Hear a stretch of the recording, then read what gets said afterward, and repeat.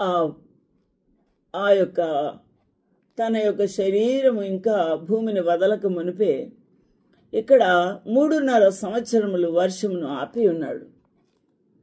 వర్షములు లేక భూమి నెరవేర్చింది. సర్వలోకమంతా కూడా ఆ యొక్క ఇశ్రాయేల్ దేశంలో ఎంతో పంటలు లేక ఆకలి బాధలతో ఎంతో వేదన అనుభవించారు. అయినా ఆ ప్రజలకు బుద్ధి రాలేదు. మళ్ళీ ఆయన వేడుకున్నప్పుడు తిరిగి వర్షించింది. భూమి పులకించి తన యొక్క ఫలమును ఇచ్చింది. దేవునికి మహిమ కలుగునుగాక. ఆ విధంగా వీరు దేవుని యొక్క వాక్యమును ప్రవచించి ఉన్నారు. కాబట్టి వారికి ఎటువంటి అధికారము?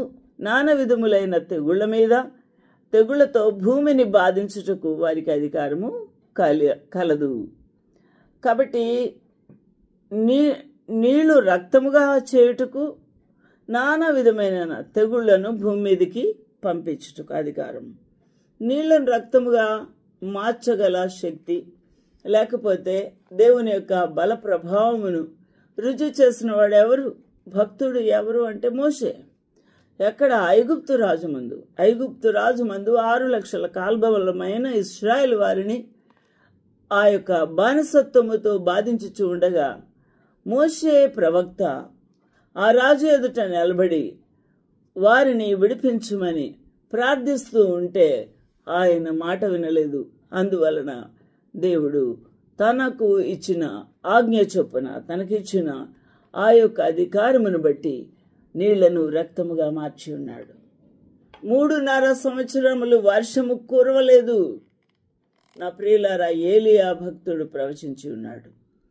కాబట్టి ఈ విధంగా మోషే, ఏలియా ఇద్దరు కూడా వారు జీవించుచూ ఉండగా భూమి మీద అదే అద్భుత కార్యాలు చేసి ఉన్నారు ప్రజల మధ్య.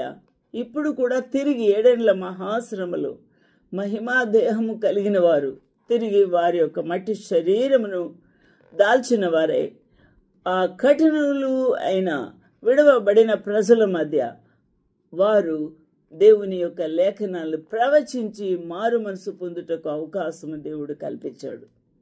అక్కడ వారు దేవుని నామమును ఘనపరిచి ఉన్నారు. అయినప్పటికీ ఈ ప్రజలకు మార్పు రాలేదు.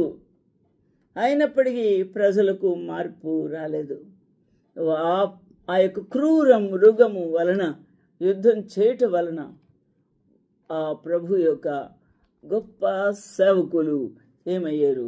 వారు భూమి మీదకి వాలి